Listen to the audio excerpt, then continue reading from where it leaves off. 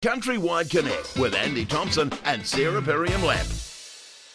Hi there and welcome to this week's Dairy Panel. I'm Anne Lee, Senior Journalist at Countrywide Media, and today with me I have a 2026 Nuffield Scholar with me, Jared Clarke. How are you, Jared? Great, thanks, Anne. Thanks for having me. Great to have you on. You are based in Canterbury here. You are a dairy farmer. You and your wife, Victoria, 1,000 cows on 344 hectares. So thank you very much for making time for us because it's a very busy time of the year. Yeah, there's plenty happening. We'll be halfway calved today, so that's always a nice thing to have done. And it's a great time of year. It's good weather and can't complain. Yeah. Yeah, fast and furious. It has been good weather, so that's wonderful. You'll be knee-deep in calves and plenty going on the farm.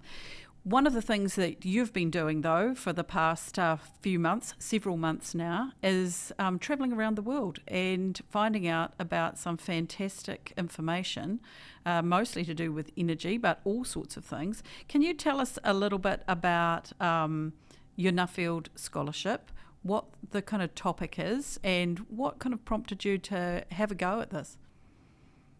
Yeah, sure. A few questions there. Just help me out if I wander. Nuffield Scholarship will be familiar to most people. It was started in 1948 by a man named Lord Nuffield and is a worldwide scholarship. And the idea of it is that it's for farmers to leave their home countries and home businesses to learn something and then come home and change something. And that can be all sorts of different things.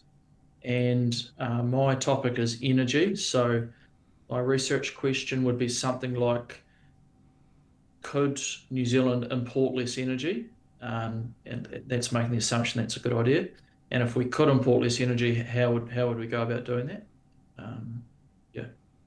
Yeah, I think I've been looking at your LinkedIn pages, and for anybody who wants to have a little bit of a peek into Jared's journey, definitely connect with him there because you've been posting some great stuff.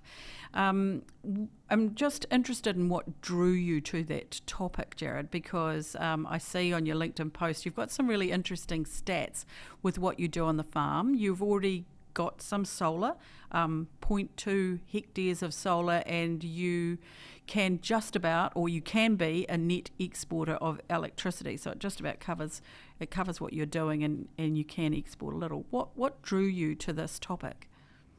Yeah, good question. So I started researching solar panels about probably 2 years ago to the day, actually, and sort of captured my imagination straight away. I had all sorts of grand plans of things that I was going to do and didn't do any of those grand plans after finding out a lot more information and instead installed a modest solar array next to our cowshed 18 months ago. And then 6 months ago, we expanded that, included a battery. And yeah, once I started learning about energy, I was somewhat obsessed with it. And I still am. It's a big topic. Sort of, I used to think money made the world go round, and now I think energy makes the world go round, and the money is just used to pay for the energy. And so that's some fun farming facts that might be interesting for people. Our farm produces about 2 litres of milk for every square metre that we own, for context for people, in a year. And we are now somewhat self-sufficient in electricity. We are a net exporter across an annual period. And our business imports 4 times as much energy in the form of nitrogen than it does in electricity. So, and our fuel, like diesel and petrol to run our machines, also comes from the other side of the world. So that's what led me to think about where it comes from and what the options are. Yeah, and it's become such a big topic, hasn't it, this year, with security in terms of energy, fuel in particular for New Zealand, with the things going on in the Northern Hemisphere. Also, though, you talk about energy and it's a kind of a broader aspect than just electricity. You're talking there like your nitrogen, importing nitrogen, and that's an energy source. Tell us a little bit more about kind of the wider aspects of what the energy is that you're talking about. Yeah, cool. So I probably try and think about energy in 3 buckets. So electricity is what everybody always wants to talk about, and everyone wants to talk about solar panels, and that's a form of electricity generation. So electricity, one, fuel, two, and then fertilizer, three. And when I'm talking about fertilizer, I'm specifically talking about nitrogen fertilizer. Nitrogen fertilizer is nitrogen from the atmosphere, which is essentially unlimited, plus incredible amounts of energy to turn that into a urea or sustain or the other name, sorry, I'm forgetting, that you'd hold in your hand. Um, Nitrogen is quite, uh, can be polarizing in New Zealand, and there's good reason for that. Some stats for you in the world is that nitrogen provides half the world's calories. And if we as the globe stopped applying nitrogen tomorrow, in 18 months, we could either feed half of the people all of the calories or all of the people half of the calories. And I don't see either of those things going very well. No, absolutely not. You went on two parts to this study tour. Nuffield scholarships are fabulous study tours. You got to do the first part, you go as a group and you have some of that study organised for you, the visits. In the second half, you organise that yourself, and I thought we could start with that, just to find out where you went. First of all, where did you go first, and what did you look at first? This is on my personal travel. Yeah. So Victoria came with me for 2 weeks, which was great. We went mostly to Spain and then a couple of days just outside of Paris, visiting the Nuffield Scholar there, and then a couple of days England. My wife went home, and I spent another week in England, a week in Scotland, a week in Ireland, and about 10 days in the States, looking at lots of energy things, lots of different businesses, um, and all sorts of things you wouldn't expect. So I went to Dyson Farming in England, which is a very innovative business, and ate strawberries that have been picked by a robot, and looked at these strawberries that most farming's 2D, so the sun comes down and warms things up. So they farm strawberries 3D, so there's like a rotating drum that spins around, and they can have a stocking rate 2 to 3 times that you can in 2D farming. And there was a Scottish guy running that, and he ate his body weight in strawberries as he was showing me around. And I ate half my body weight in strawberries as we went around. And anyway, it's amazing the places you get to go and the people you get to meet and look at these incredible businesses doing interesting things. Yeah. So when you talk about the energy sources that some of these companies and farms that you visited use, what did you find most interesting? What was different or new that you hadn't seen before? Great question. So in all of Europe, especially in the UK, there's lots of AD plants, so anaerobic digesters. There's a lot of support from the government for those, and also the it's really cold basically in the UK in the winter, and people need to heat their houses, and mostly that's with gas, and there's gas networks under the country basically. So the AD plants sort of have more of a natural fit there than they would here, um, I suppose. And the government subsidy piece it's very different to what we're all used to in New Zealand anyway. Yeah.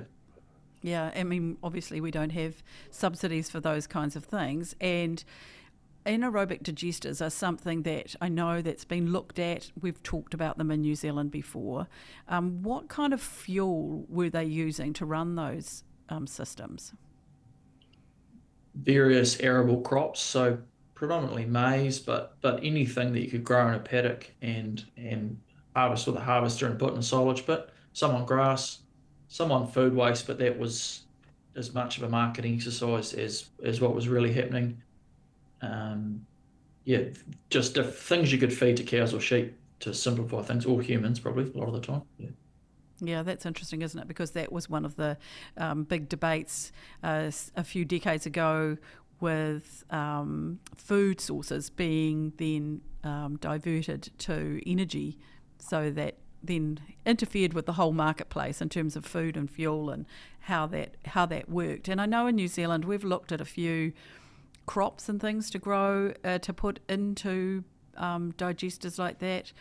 Things like miscanthus and crops like that. And there's also talk of using, wood from slash, that kind of thing, to try and find another energy source. But it's never really taken off here, probably for the reasons that you talk about, that it's something that fits more naturally with those countries where they're using those kinds of crops anyway.